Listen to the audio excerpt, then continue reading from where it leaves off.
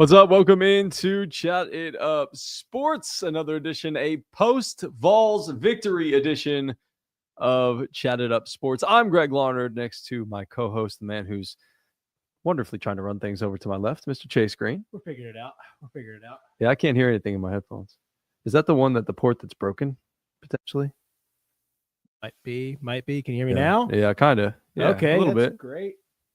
We'll make it work. Here we go. Wow. Technical difficulties late at night trying to watch Drake in Missouri. Yeah, we are. We're going to get into a lot of different things when it comes to the madness of March. In day number one, if you want to get involved with the show, hit us up on all social media platforms. We are live right now, Facebook, YouTube, and of course, Twitter. Follow us all over there at Chat It Up Sports. And wherever you get your podcasts, check us out at Chat It Up Sports as well. Spotify, Apple Podcasts, Amazon, all the good things, all of the different podcasting platforms. My partner here tonight, he's part of the sidecast of the Dad It Up podcast. We've got one of those episodes out already between him and Garrett Tolley. So if you guys want to check that out, it's two new dads just figuring things out, having a good old time. That's it, buddy. That's it. Love the Dad It Up podcast. You can hear my weekly conversation with head coach of the UTC softball team, Frank Reed. We also have that up there for you as well. And some big breaking news, the podcast last night, CFC and the Red Wolves, Chase, will play each other for the very first time ever in a couple of weeks. Weird, man. It feels very weird because it does feel like a turf war, doesn't it? Yeah, it does. It certainly is, because GT and I were talking about it last night. It's like you never know when these two teams are going to face each other again, because they don't regularly play each other. This is something that's very rare, very special. This is not like, it's like Baylor McCauley sort of level, but at least Baylor and McCauley know they're going to play each other every single year. These two teams don't know when they're going to play each other again. So it's just a very different dynamic, and it feels like, hey, this is literally the battle or the match for the city. Yeah, and I was talking to Sam a little bit ago about what this cup was. I mean, he just mentioned it, and I was like, I don't know what that is, to be honest with you. Like, and he was like, well, this is kind of a change up, and I guess all the MLS Next Pro teams coming in and them working their way in, and plus, we were talking about the levels are very different because it's one's USL and then the other one's MLS Next Pro, and you're just trying to figure out where is everybody at. And with CFC, I was like, oh, they made a move up. And then Sam texted us yesterday and was like, hey, boys, I got some big news if we win tonight. And I was like, okay. Yeah, I didn't know that. That's intriguing. No idea it was on my radar. That was intriguing. And so I waited, and then you guys did the pod last night. I saw this late, and I was like, oh, that's big news. That's real big news. So it's just so cool to see, because this has been something people have been wanting, and I really hope they use the build up right. I know they're going to bring it on social. It's going to be some fun smack talk, and this is going to be a good 2 weeks to build it up, because, man, I really wonder what they're going to do with this match and with this show, or not this show, this match and this show. I was retweeting the show. But yeah, it's going to be interesting to see what they do with this match and how they really hype it up for the city. Again, it's going to be on April 2nd, 7:00 at Finley Stadium. I know we're supposed to be talking Vols and whatnot, but this is just some big news for our city here, a little city here in the scenic city of Chattanooga, Tennessee. But with that being said, Chase, the Tennessee Volunteers found themselves a way to defeat the scrappy Wofford Terriers 77-62, as you see at the bottom of our screen there. I mean, just a good gutsy win. It wasn't fantastic. It wasn't the cleanest game ever. Wofford put up a bit of a fight, and it looked like, hey, they were going to be able to do a couple of things here, but Tennessee was able to find a way, and it almost felt like one of those games where Tennessee sort of knew that, hey, we're better than this opponent. We kind of just need to show up and prove that we're better.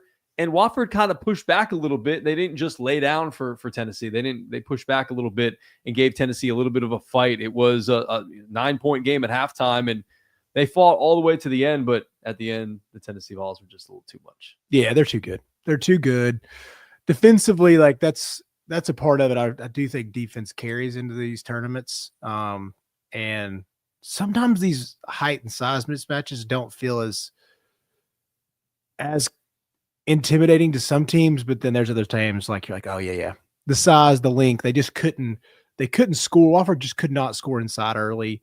Their big guy was just shooting those baby hooks a little too short. I think he was a little worried about Akpara coming across, which learned from our good friend Ben Bobic. I forgot Frank Akpara went to Hamilton Heights from Nigeria. Great little story. My wife was just sending me a message. She's like, I did not know all this. And she sent me this article that's going crazy in their little group text right now. And I was like, oh yeah, there's some very interesting stories going back to his travel from Nigeria. And cool story. It had a Frank Akpara who played like a man tonight. Like, that's fun to watch our big guy dominate. Like, I know they've got a stud that they play inside out sometimes, but dude, Frank Akpara dunked everything. He sure did. Yeah, he was great. And one of our old big guys, Jonas Adu, had himself a nice game for Arkansas tonight, of course. Garbage. That's garbage. So on the night, Felix Akpara has 7 points and 5 rebounds and a block. Jonas Adu says, hey, y'all miss me a little bit? Yeah. Yeah. Jump hooks. I guess he must have something against Hunter Dickinson. He must. He's got to. Yeah, he's like, hey, I want a little dose of that. He played well. It's gonna be funny to see Toby Owaka also is gonna be playing for Arizona tomorrow, and yeah, there's so much talent out there that's been on this Vols team. It's crazy right now. Drake trying to hang tough, dude. Yeah, I don't like this. That's true. Can't do that. Can't do the whole jump and try to dribble thing in the air. Nope, can't do that. You mentioned points in the paint. You mentioned, dominating down low, but the Terriers actually outscored Tennessee in this game 22-20 in the paint, where Tennessee really thrived in this game, Chase. And I think what the difference was the 11 turnovers by Wofford. The Vols turned those into 14 points. That's a good jump. Tennessee only had 6 turnovers. Wofford was not able to get a single point off of those 6 turnovers. So their mistakes didn't hurt them, and the Vols capitalized on the mistakes that the Terriers made. And how much did how many points did Tennessee Vols win by tonight? Was that 14? 14 points, buddy. 15? 14 points. 15? 15, yeah. 15? Numbers are hard. Yeah, they are hard. Well, math is hard sometimes. Well, that's why we're not finance guys. That's true. If Garrett was on this show, he would have been able to, like that. Yeah, and he would have judged us and made fun of us really quickly. I'm sure he is watching right now and doing the same thing. Come on, you idiot. Yeah, I can't wait to hear him. Yeah. Yeah. Also, real quick, cool intro. I'm excited about it. That was a cool intro. We have a studio coming. Yeah, we kind of teased that a little bit last night, but didn't actually give it away. But yeah, we do have a cool little studio coming. But man, I just and I want to share these with the folks that are watching this stream right now, because we can do that. We have these, this cool way to do this. Yeah. But just want to share these team stats with you, because they're eerily similar. Like, there's nothing that really stood out to me that said, hey, this is really the reason why Tennessee won. I mean, Wofford outshot us in 3-point percentage. They hit one more 3 than we did. We were a little bit better field goal percentage wise than them. The free throws were a big deal. And you mentioned the physicality. That was a big thing. And the points off of turnovers. Like, those were the 2 big things. The rebounds were even. They were able to hang with us rebounding wise. They actually had more offensive rebounds than we did. Yeah. That's weirdly enough. I mean, those long rebounds matter because they shot a lot of threes. Mm-hmm. And that's what we talked about coming in. Like, they are a team that they bomb it. We shot more than they did. Yeah. But those offensive rebounds, man. I know. Long offensive rebounds. That's why they were able to stay in this game as much as they did. And again, that's just sort of the talent difference between these two teams, where you can kind of get away with things being even, and then you dominate at the free throw line, and you dominate when it counts in terms of taking advantage of your opponent's mistakes. And Tennessee was able to do that very well. And they're going to play the winner of UCLA and Utah State, which are playing at this moment as we're recording this. So, and it's a close game so far. So we'll see what happens. By the time you listen to this tomorrow, you'll know who the Tennessee Volunteers are playing. But unfortunately, we don't have that magic wand right now. Yeah, we don't. And I'm gonna be honest, I don't want to stay up till midnight 30 to do a pod. It's the honest truth. I love you guys, but it's tough. It's tough because we're going through sleep regression. We'll talk about that on the next Dated Up podcast, because I know we're both going into it. But for the most part, Chaz played like a superstar tonight. I was going to ask you who you were most impressed with. Chaz played like a superstar. And, first round games, it's okay if you kind of have a stinker. Usually somebody picks it up. Like, that wouldn't have been surprising if Gainey would have had a 22-point game. Those are the kind of first round things you can get away with. But Chaz was like, nah, man, I'm coming out here. This is a really big moment for him, because Dalton had a good tournament last year, and I feel like it made a big difference. Like that national stage. Look, a lot of people watch college basketball, but the tournament's so different. Yeah. Just look at these crazy numbers that you see on March Madness. And I know there's 4 games going on, but everybody tunes in. And so with Chaz, so pumped for that guy. Go out and get yours. You're going to play a good team either way coming on Saturday. UCLA, tough, physical team, one of those really solid defensive teams all around, and all the fun numbers on Kim Palm and whatnot. Utah State runs a zone. That could be very interesting. So we'll see how good shooting wise. Yeah, got to knock down 3. So I hope Chaz keeps that fire rolling because it might be who you play. I don't know. So we'll see. Either way, you're going to be guarded well, and you're going to get a different look from both of those teams. I just But to me, this is exactly what Tennessee needs to do to be successful in this tournament. Like Chaz Lanier clearly is their best scorer. Yeah. He needs to be their best scorer going forward. And then the guy I was going to talk about, as you can see here, Zakai Ziegler. He was really good in this one as the main ball handler, the main distributor, 12 points, 12 assists, a couple of steals, obviously a bulldog on defense. And, hitting a couple of threes, knocking that down is huge to help out Lanier. And so to me, those 2 guys are the most impressive. But with Chaz taking 22 shots, I have no problem with him taking 20 shots a game. No, this kind of feels like the ideal stat line, right? Yeah. Like Zakai being maybe in the low double digits, get you a ton of assists, plays great defense. This is a very, very good stat line. You hope in the next couple games, you have Gainey getting in really solid double digits. Like that's where we're going to dominate. Like that's the thing, is putting it all together coming down these next 2 or 3 games is going to matter. I mean, we all have national championship aspirations here as a fan, but dude, get me to the Elite 8 again. I'll be pretty pumped. This is going to be a really tough bracket. Fun day so far too. It has been a fun day. I mean, just sticking with Tennessee for a second here, I want to continue to look over the box score as we are. Yeah. But you remember, I believe it was, what was it, 2 years ago? I think it came in a loss against, maybe it wasn't, maybe it was the win against Duke, where Kamwa had like 20 some odd points. Yeah, and like came out of nowhere, like just dominated. I feel like at some point along this run for Tennessee, you're going to need Igor Milicic to have a game like that, to just sort of take over, really help out with the scoring. Maybe if Chaz is struggling shooting a little bit, which he's done. But in a game like this where Meshack gives you 9, contributes that, a couple of 7 rebounds, a couple of swipes as well, and a block, like obviously solid defensively. You mentioned Gainey already. He had 7 points in this game. He'll be a solid guy off the bench and can give you a little scoring bump. And then guy I was also impressed with in limited action was Cade Phillips, and he's been pretty good as a backup big man all year long. He hit his free throws in this game, and used 4 fouls, so you can be physical down there as a Brazil Buddy big loves man. to be physical, doesn't he? Yeah, he does. I heard he has one of those crazy high like offensive rebound rates. He has some astronomical number for the minutes he plays, but he had one tonight. Yeah, Buddy loves his fouls too. I think Rick's telling him like, hey, you know what? You get in there. We just need you for a certain amount of minutes. Yeah. You work real hard. Be physical, play him tough. He's kind of all over the place. I'll be interested to see after tonight, like, where are you at? Do you still feel very confident in this team? Because I know we talked to Garrett on the phone, and he felt it was a little lackluster on the defensive end, but yeah, I feel confident enough in this team to get to the Elite 8. I personally don't have them beating Houston. I just don't know if they have the level of depth and star power and consistent scoring that Houston has. But at the same time, I wouldn't be surprised if they beat them. Yeah. Like, this just feels like a team that on any given night, they have the horses to be able to beat you. But at the same time, like, if you talk about that game early in the season against Florida, where they just went ice cold and couldn't hit water if they fell out of a boat, like, they're also that team. And I get it. Any team in the country can do that. But it seems like, again, they don't have that consistent score like they had in Dalton Connect, where you're like, I can basically pencil this guy in for 15 plus points. Yeah. I'd like to say Chaz can do that, but at the same time, there's been some spots this year where he has gone a little bit cold. Yeah.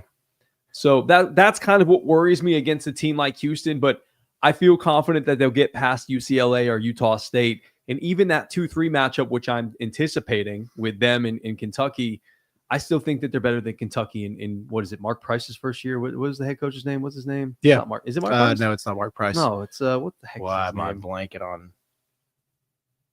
Somebody's yelling at us right now. No, I get it. IT, can we be? You got it? God, what the heck is his name? Why did I just play? It's late, bro. It's late. Mark Pope. Mark Pope. I knew it was Mark something. Mark stinking Pope. Mark Pope. Shout out to Mark Pope. I knew a Mark Pope in Louisiana. He was awesome. Was he? Yeah. Good Mark Pope. Love Mark Pope. He was a Shout great out. guy. Shout out to Louisiana Mark Pope. Yeah. Hope you're doing great, buddy. I hope so too. Yeah, that's one of those. It's hard to beat somebody 3 times. And Kentucky's just got us. They've shot like 55% from the 3-point line, I think, against us so far this season. So you hope cools down somewhere else. But you'll see. I do.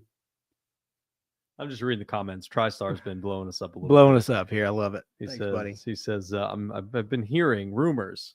I wonder what his sources are. That Rick Barnes will be retiring at the end of the tournament.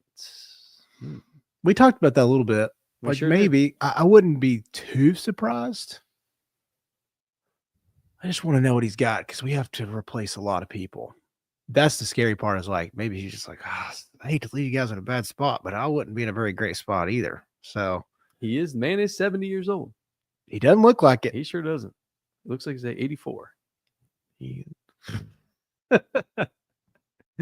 does kind of look old. I'm going to be honest with you. does he? looks See. a I little feel like on national television, he looks pretty old. nice. He looks a little old. How old do you think Bruce Pearl is? He looks older. You think he looks older than Rick Barnes? I think he does. You shut up. Yeah. No way. The tough gray hair. No He way. looks. Rick Barnes looks like a grandpa. Bruce Pearl still looks like he could be somebody's dad. See, I feel like Bruce looks like a guy that never became a grandpa. He just lived in Key West for Yes. way too long. Yes. Yeah, it looks like a wallet. Yeah, he does. Yeah. I'd say 61, A little higher. 65. Yeah. Is he? 65. Okay. Mhm. Okay. He's a young grandpa. He sure is. Potentially. Steven looks like a man nowadays. Stephen Pearl? Yes, sure does. Looks like he looks like an intimidating Wall Street guy. Very clean cut. Saw him in a suit a couple weeks ago on some, I don't know what it was, an interview or something. Good job, Steven. Good job. Oh, he Steven. does look good. He's a good looking guy. Good looking cat. Yeah. Probably doing well in the Auburn world. I He don't know is. if he has a wife or not, but assumptions. He's not. He's 37. Is he really? Yeah. God, that makes me feel old, He's dude. 37. I knew he was older than me, obviously, because I was in high school when he was there, but He's in his 11th season with Auburn. So he's Wow. since he was 26. Yeah, 26. Nepotism is a wonderful thing, folks. yeah, it's all about who you know. And Yeah. if that person you know is your dad, Doesn't it works. hurt. I'm sorry. That's one of those, like, I've been talking to somebody about that. I was like, if you're out in the job market, I was talking to a friend that is, and he's like, wish I had just made more connections. I was like, yeah, it helps, man. It helps. Mhm. Like, it's just crazy. Like, that's the only reason I've ever gotten my jobs was knowing somebody that was there. Like it and really kind of squeezing your way in. And it's a nice thing, especially in basketball. Mhm. I feel like now, obviously, people are like, well, football, but I'm like, I promise you, in basketball, people get jobs. Like Derek Fisher getting a head coaching job. Like those kind of things happen all the time, like in the NBA. And then college basketball, they're just like, yeah, it's gotta work. JJ Redick, are you kidding me? Guy was Jeff doing a Hornacek. podcast. Dude, guy was doing what we were doing last year.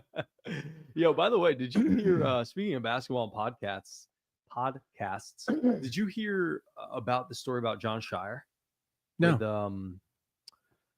oh gosh, what's his name? Patrick Beverly told the story. He's from Chicago. He was like one of the coldest dudes. Like he didn't care who the hell you were. He wanted all the smoke. He would show up to any street ball court, anytime, anywhere. Didn't care what any cat was ranked and things like that. He would just go ball on anybody. Really? Yeah. The Shire seems like he's tough, dude. Yeah. You wouldn't, I don't think you'd think that looking at him, but No, but I do remember like his tenacity whenever he played at Duke. Like he was the only guy I was like, man, he's tough. Him and Tyus Jones were probably like the two coldest Duke guys. I was like, they wanted the ball. They want it in tough moments. Really, JJ wasn't that way to you? I mean, he was so good. Like he was awesome. But dude, I know it's one game, but if you can't beat a pretty average Carolina team, you're on your senior night. Stone Cold Killer doesn't really come through for me. That's fair. Yeah. But Shower, man, I remember like those teams, him and Greg Paulus. Greg Paulus was not Stone Cold Killer, but he definitely was. Shower, I was like, God, he just wore us out, and I hated it. I hated it so much. But great guy, but that's cool to know. I didn't know he was that kind of cat on everywhere. I mean, leading up to it, Chicago's a tough place to be, and man, that was a cool story because I didn't expect that out of John Shire. I just really didn't. I didn't know his backstory. I didn't know kind of where he had come from. Obviously, I know he was a really good player at Duke, and he'd coached under Coach K and things like that. You got to be a tough player if you're going to play for Coach K, I would presume. Did you expect this from him, or did you think it was going to be a pretty big fall off? I honestly thought it was going to be like kind of like a big fall off. Now, I'm not saying that Hubert Davis, is a big fall off from. It's a big fall off. He one great run. He did have one great run, and he might have one. And I've talked about this, but I do have them kind of going kind of deep. I think they're a Sweet 16 team. Yeah, same. I think it's a bad matchup. And those 11 seeds always got to go roll through. Mm-hmm. I think it's a bad matchup. Speaking of 11 seeds, Drake's about to potentially pull this off here. Knock on wood. Yeah. Man, that's going to be a great one. You're going to hear so many fun stories all the way through now through Saturday about this team. People are finally going to know the casuals, as they say. All right, let's take a look at the bracket for what we had for today. And I want to just ask you, Chase, what kind of stands out to you about the bracket here? Anything from day one for today? What's the biggest thing that stands out to you about what we saw? Honestly, and I know it's just the two teams so far, but the ACC looks like it's pretty bad. The ACC looks like it's pretty bad. Your second and third teams looked rough and really rough. I know Clemson came back, and if you look at the final score, it's going to look close, but that game was awful for a long time. And then Clemson's like, oh, yeah, we can make threes now. But they were shooting at one point, I think it was 1 for 17 from three. And I got a text from a friend, Craig. He was like, if McNeese State didn't score the rest of the game, they still might win. Obviously, that didn't wind up working, but that was like with 18 minutes left in the second half, and there's just such a bad scoring now for Clemson. But you just felt like, oh, surely they can come back, and they did, just not enough. And Louisville got housed by Creighton. Creighton looked really good. Like we talked about, they're gonna give Auburn all they want. What about you? Yeah, I think the Creighton game was the one that really stood out to me. And you mentioned it, like they are going to give Auburn all they want. And I can't wait for Kalkbrenner versus Janai Broome. That's going to be a fun matchup. Mm-hmm. I'm really excited to see that one. I would really love to be able to pull up the box score from this game, but it's not letting me for whatever reason. Anyways, so yeah, I mean, that was a fun game. And Creighton really blew the doors off of them again. I was not expecting that. I did pick Creighton to win in both of my brackets. Yep. But look, Neal was great. Ashworth had a really good shooting game as well. And Kalkbrenner didn't even really do that much. He just, a quiet 14 points and 6 rebounds, but he is I think he's been Big East Defensive Player of the Year multiple times, and he had 4 blocks. So look, if you have Neal and you have Ashworth who can both score, Kalkbrenner can kind of be that number 3 scorer, and if that's the case, that's very dangerous. Yeah, very dangerous for them too. That's the biggest worries you had with the wings, and if those wings can play just decent ball, it's going to be a pretty good tournament for them. They will cause Auburn trouble. Like Auburn had trouble today with Alabama A&M. Mostly just like those, like with Alabama A&M, like they were so athletic that it just causes you trouble. Like if you get a little sloppy and you lose a guard, and yeah, they're going to cause you trouble. It's going to be a very different matchup. Like, don't get me wrong, Creighton's pretty athletic and they're going to be bigger.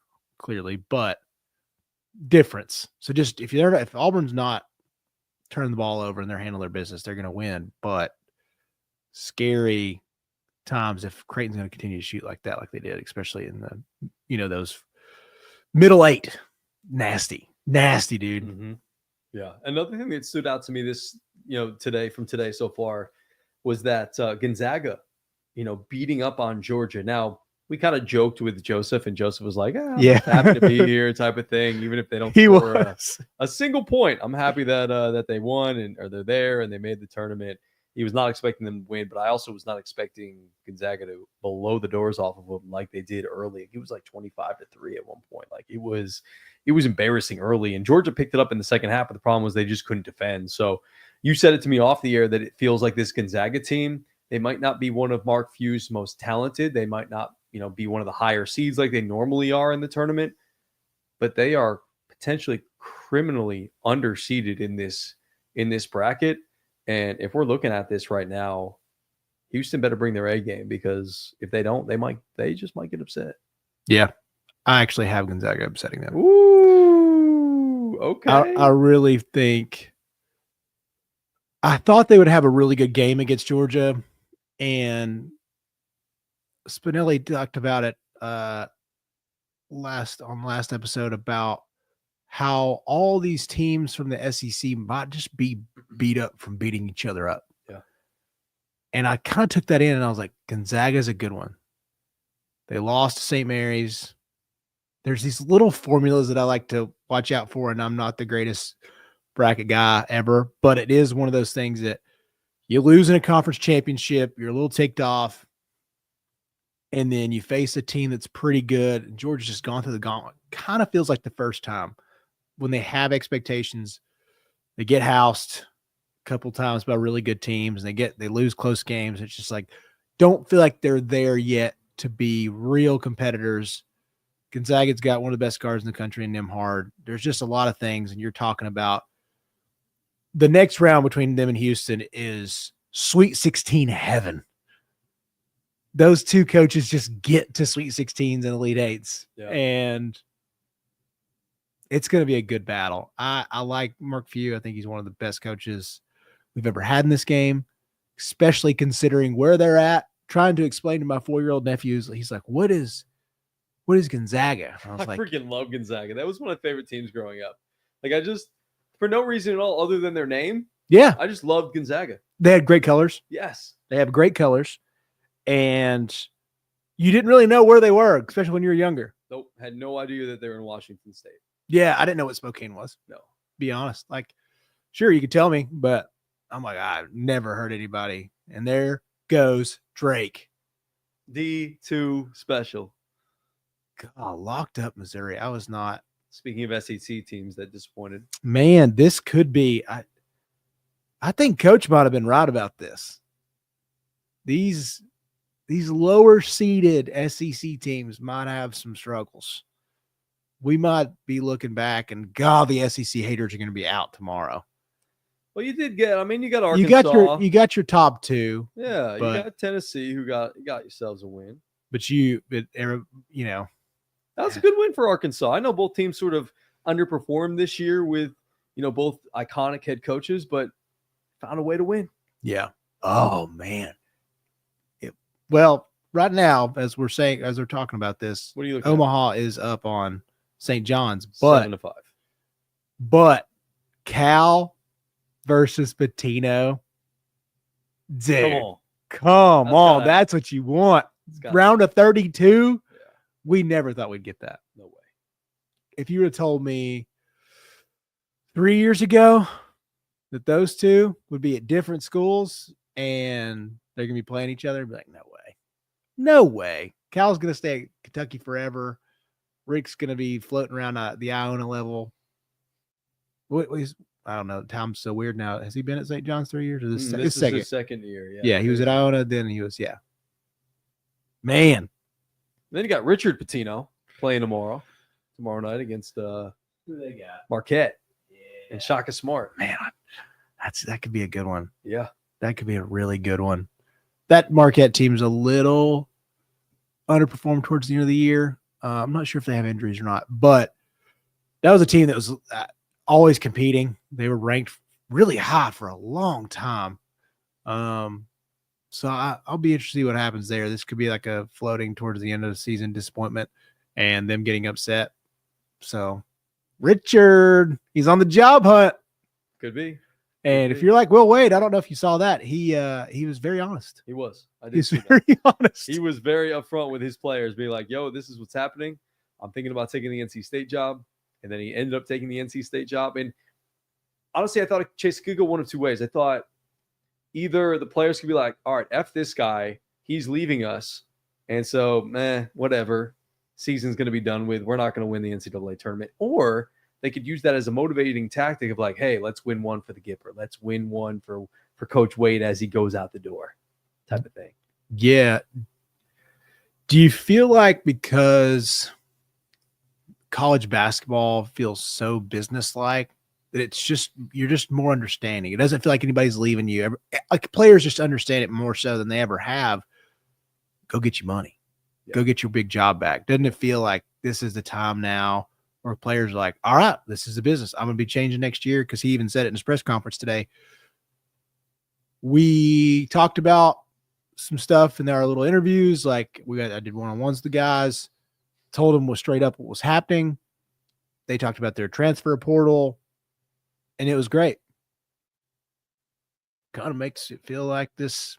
We got a good understanding. Let's have one last run. Yeah, one last ride. One last ride, dude. And good run. Like that's. And hey, he could end up taking some of these guys with him to NC State. Like that's the exciting thing about it. Mm-hmm. Like that was kind of the cool thing. We saw it at our level here with Chattanooga when Sean Poppy left to go to Clemson. It was, hey, I'm going to take our best shooter that I recruited here. I'm going to take our best scorer in Raven Thompson. And then I'm going to take our emotional leader in Addie Grace Porter. Yeah. It's just like she didn't play all that much, but she's somebody who can help ingratiate the culture there. And it just gives these kids that took a chance on him to come here to like a mid-major D1 to get bumped up to now go play at a high-level D1 like Clemson or an NC State in Will Wade's case. And which I'm sure he will. That's a good point of the Sean Poppy thing. Because when he took those girls, he changed their lives. Yeah. Like, yeah, you're going to get recognition like in a smaller niche here. Let's just be honest. Like it's a little different. You're going to get your clout making the tournament, but you're there at Clemson. It's a different lifestyle. Now going to NC State and being out there, living out there, dude, it's kind of like how I felt about Vandy for the first time living in Nashville. I was like, oh, there is a humongous pocket of people that love this sport. It's tenfold even NC State compared to inside Carolina. Because, UNC fans are everywhere. Duke fans are everywhere. It's just star power. Yeah. NC State fans are there, and they're very, very adamant about their teams. They love it. So he's going to take some of these guys, and they're going to feel like $1 million first time. And they've had some fun. I'm sure you've seen their manager this year. He got the first NIL deal, baby. Dude, that guy's a stud. Insomnia Cookies and B-Dubs. Shout out. Insomnia Cookies. Yeah. Oh, I saw the B-Dubs one. I didn't see Insomnia Cookies too. Yep. Dang, somebody iced him out today too. Like he was looking fresh, and they showed him a lot on the broadcast. Yeah. Got a lot of TV time on the sidelines. Speaking of our guy, Sean Poppy, the Clemson Tigers did not make the NCAA tournament. But Tennessee did, and they are a 5 seed, and they will face number 12 seed South Florida tomorrow this Friday at 8 o'clock at night. Just want to throw that out there. Yeah, if you listen tomorrow, happy Feel Good Friday. Happy Feel Good Friday indeed. All right, now as you look over the bracket, Chase, and as we kind of begin to wrap up here, let's talk about what you're most looking forward to on Friday. Is there anything both of our favorite teams are playing tomorrow. I know the Vols are like our favorite team as well, but you're a UNC fan. I'm a UConn fan at heart as well. And both of our teams have matchups. I'll be facing an an SEC opponent and favored by 5.5 as the UConn Huskies over the Oklahoma Sooners. And then who do you guys have? Ole Miss, another SEC team. Yeah. Ole Miss has played well. Chris Beard. Take it for what it is. Yeah. Take him for what he is. Good coach. He's kind of make that place. Him and Lane Kiffin I think he could make that place how they are in football. Like they could be well, you might want to watch out for Ole Miss. He's going to do that, and he's kind of made that program Lane Kiffin-ish. Like it's fun, they're fast. I think it's a good Carolina matchup. Because you kind of got tournament jitters out.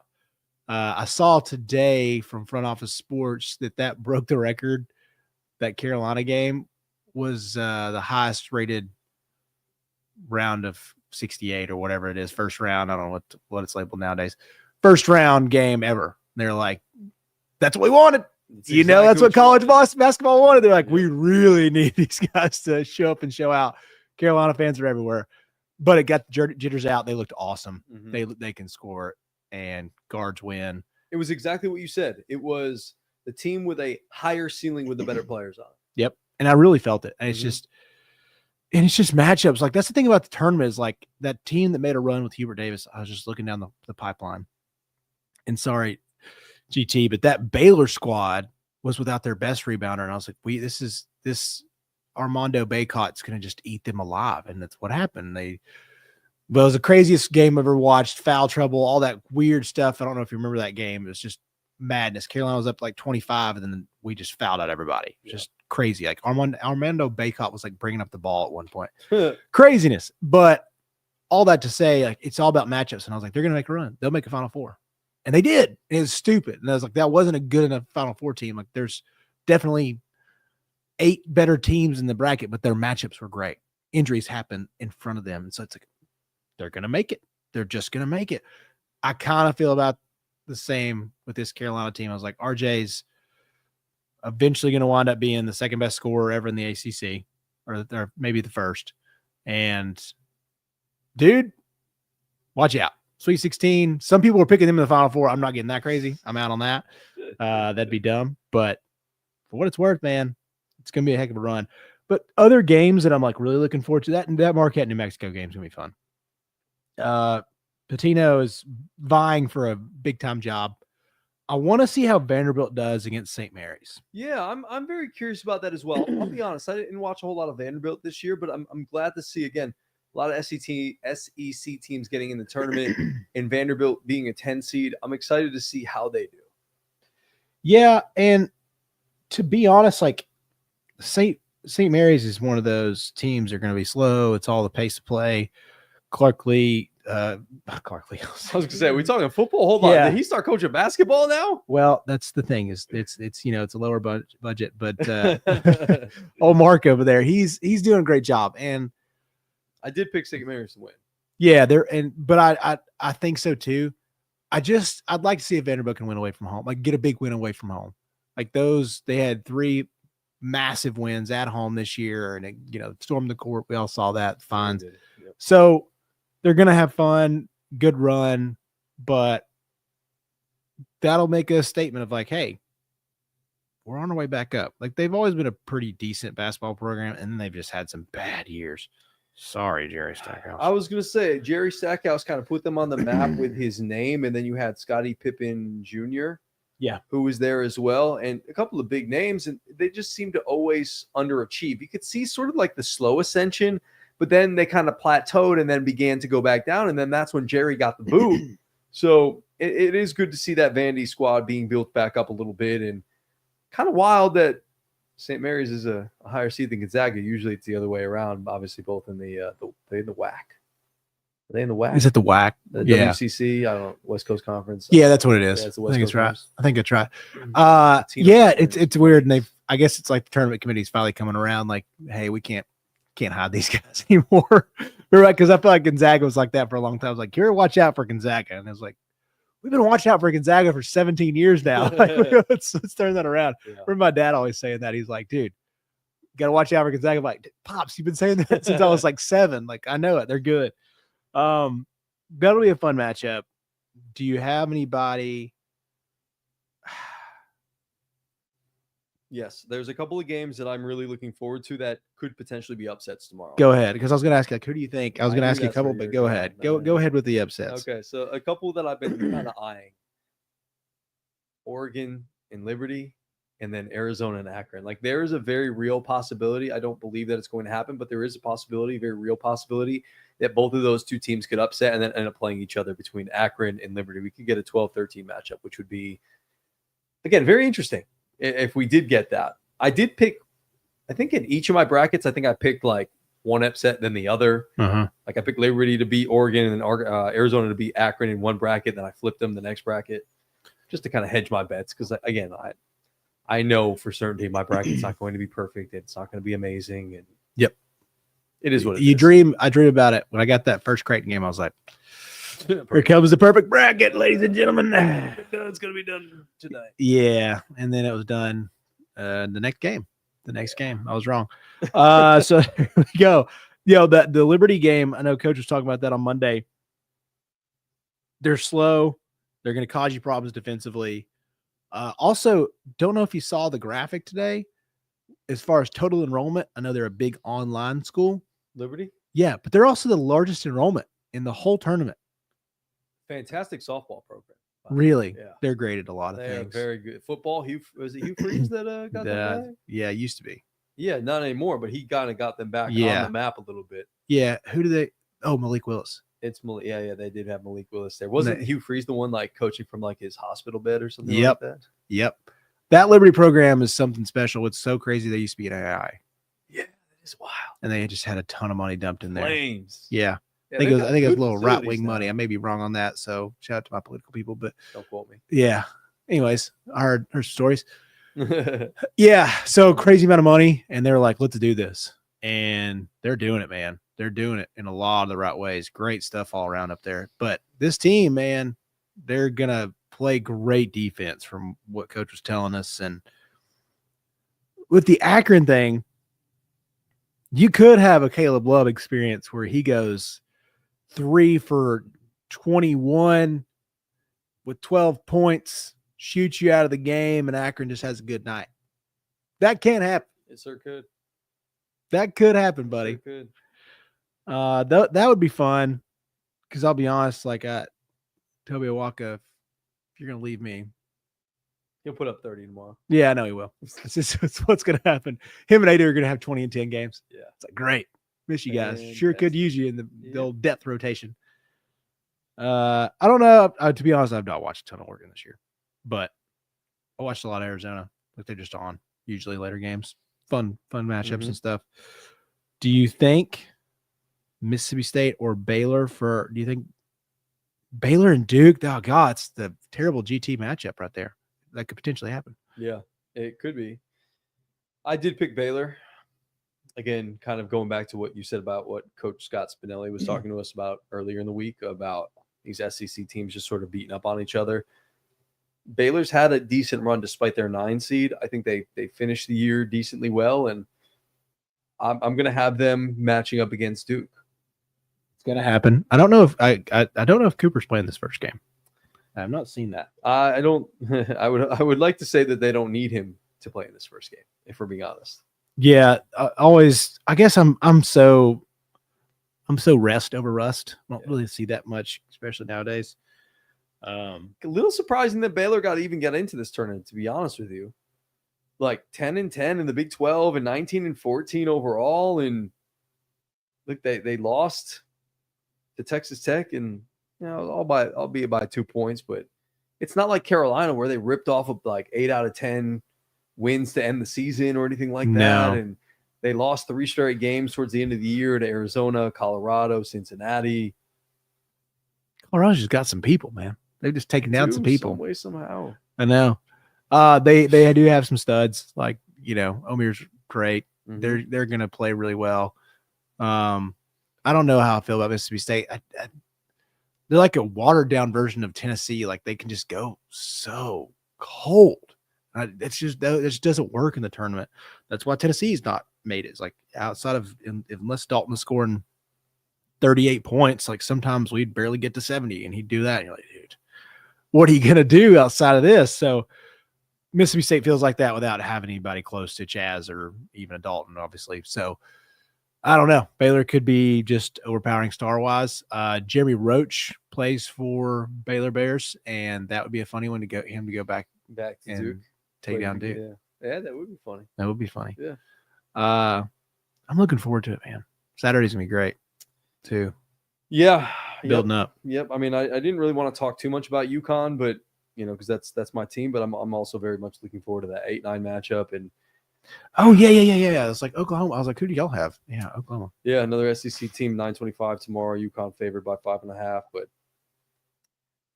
Colorado State's still favored over Memphis. they are. That's interesting. Mm-hmm. I'm kind of surprised How by do you that. feel about that? Memphis is way more talented, like player by player. But I guess they believe in it. I don't know, man. I can't do the Colorado State thing. Vegas is funny. Vegas is funny, and they are smarter than me. They've taken my money plenty of years in my life. What about Grand Canyon in Maryland? You and GT were talking about it. You all have Grand Canyon? Tomorrow? I do. I feel – I don't know why I feel so good about Maryland. Like, I have Maryland winning this game. Then I have them winning the next game against Memphis and or Colorado State. And then, obviously, they're going to lose to Florida. But, like, I have them getting to the Sweet 16. I've heard a lot of really good things about Maryland. Like, this has been a really good year for Maryland in the Terps. It has been a good year for them. They're a talented team. The Grand Canyon thing was watching them a lot last year. That's a good ball club, man. And they're a mid-major. A lot of these mid-majors now, and I guess there's just more freaks in nature than there ever has been on this planet.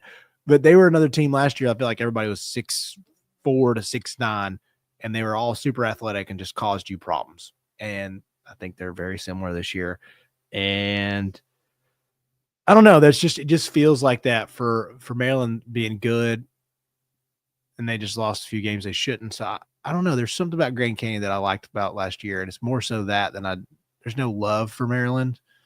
I do hear that this Derek Queen cat is I heard some people that are much smarter than me talking about him and saying that he kind of reminds them of like the next Antoine Jameson type. Watch out. Antoine Jameson I love that guy. One of my favorite Tar Heels of all time. Queen is nasty. He's very good.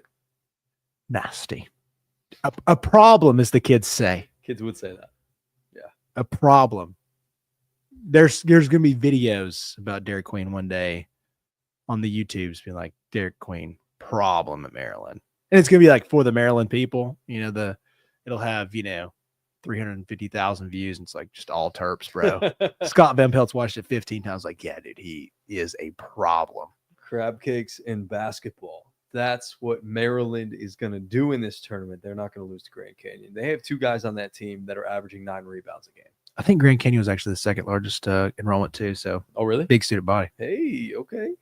Body yada yada yada yada yada yada yada. Yeah. Second in the whack, baby. Second in the whack. I love March Madness. The Lopes. Dude. They're just another one like, God, and I know GT talked about their women's coach getting coach of the year. So they're just building that place Grand up. Canyon's, yeah. It's hot right now. She's hot, right? I mean, whoa. It's hot right now. I mean, it's hot right now. The Grand Canyon, all basketball teams are hot right now. I haven't even seen a picture. Anyways, yeah, dude, I just love March Madness. Like, this is just so much fun. Like, I don't even watch a ton of college basketball on a night-to-night basis, but I'm just going to go home tonight and I'm just going to put on the television all of these games as I fall into a slumber tonight. It's going to be great. Yeah. I can't wait to wake up tomorrow morning. Be ready. One of my last things here. The tweet that I saw from Big Cat today was that Thursday morning feel. I want to bottle it up on March Madness day one. Because this weekend is the most fun. Next weekend's awesome. Like, especially if you have teams, like we're hoping we have teams still rolling.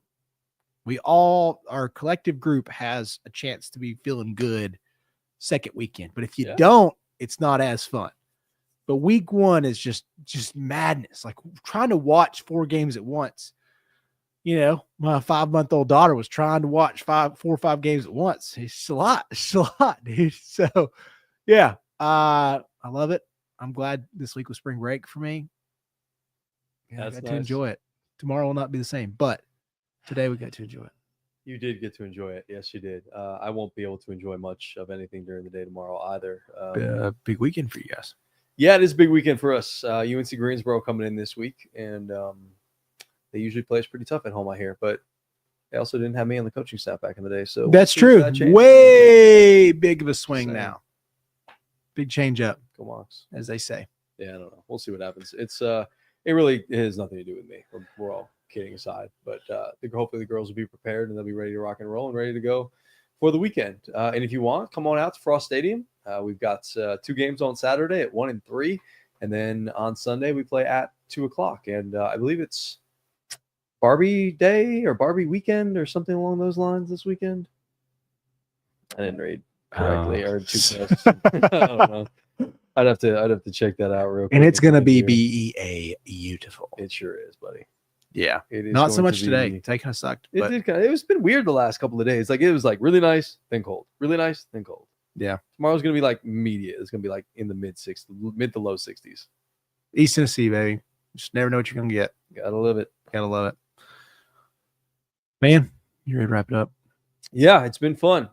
Thanks for hanging out with us. This per usual, Chase. It just, goes longer than we always anticipate. Yeah, we're like totally getting out of here in 30 minutes. Yeah, no, it never happens. Never ever happens. And before we leave, it's a little scary here for St. John's. This is the nightmare that is the Johnnies, that they just won't be able to score that much. Yeah.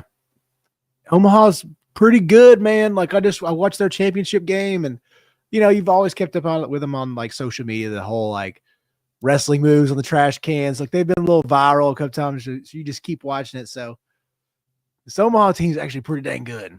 And if Omaha wins, Creighton wins, big day for Omaha, Nebraska. Sure is. Big day for the Cornhuskers and not the University of Nebraska.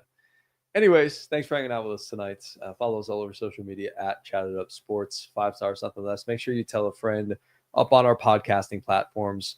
Please subscribe on YouTube as well. That would really help us out. Again, just type it into YouTube. I know you all have a YouTube account. Just type it in there. It's very easy. Just hit that subscribe button. Even if you don't watch a damn thing, we just appreciate you subscribing and following along on all social media platforms. For Chase Green, I'm Greg Leonard.